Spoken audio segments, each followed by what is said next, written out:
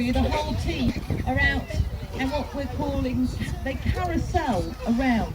So if you watch the birds carefully, they catch a piece of food, and once they've eaten it, they then swing back around to come in and get another piece. This is exactly what they'd do if they were hooked up into a thermal with a swarm of insects. Feed and fly, and just, they make it look effortless as well.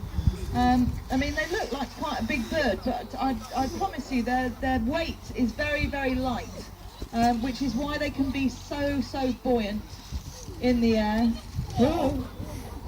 And also, watch that really long tail as well. Really long tail, it twists and turns all the time. The slight twist of that tail changes the direction the bird is going in.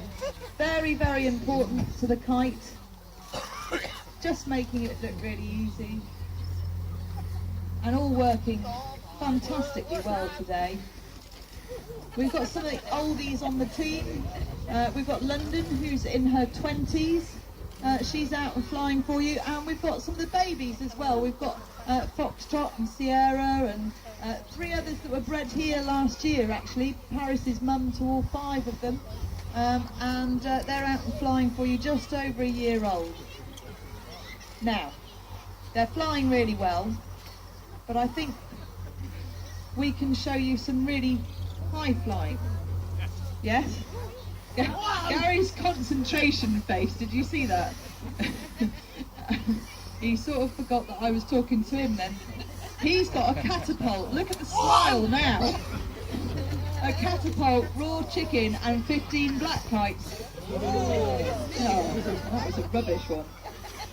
He can really ping that food up to great heights though, and we can see the birds now sort of shift into real competitive mode. They'll all start to drag back across when they see the catapult. The food goes up, they'll stand on their tails quite literally to get to the food. If one drops it, that's very spectacular. If one drops it, another kite will come in underneath just like that and catch the food. Oh, almost. We see backflips, we see barrel rolls, we see sort of somersaults, if you like, in the air. We'll even see kites. Oh! They were screaming on the front row there, and we weren't even near the audience. Watch out, because he's getting a bit closer. The other way. Oh no!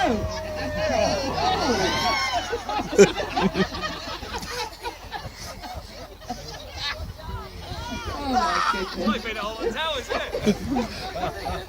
I know. It's better than being on a roller coaster. Oh! It's like watching fireworks, isn't it? Anyway, Gary's getting a bit reckless now. I'm just worried about the front row. Oh dear. There's high probability of it going wrong and ending up in the audience. You remember what happened with the pram, Gary? Oh, yeah. Okay, anyway, as much fun as we're having, Gary's having far too much fun. We need to wrap the bit of the black kites up, because they've been flying really well. Gary thinks that he can recreate something with his team of black kites that the Red Arrows invented, and they do it perfectly. It's called the champagne split. It's a starburst of planes peeling away from one another in the air. Now he thinks he can do this by firing up 2 pieces of food at the same time for the kite to catch. Now, it could look quite good if it's, yeah, well, it might do, we'll see. It's the only time that he causes kites. I'm not a big believer in this working, because he gets it wrong a lot. So, 2 pieces of food, he needs most of the team above him for this to sort of have that starburst effect. Oh, he's got 2 or 3 kites. He's gone for it. 1. 1. Now, when the Red Arrows do it, you can't hear yourself think, because the audience erupts into a spontaneous, rapturous round of applause in amazement of the manoeuvre that they've just seen. And obviously that fell a bit flat, because it didn't work. So we need to make it more dramatic, okay? And I need to let you into a little secret. The birds have found a lovely bit of lift behind us here.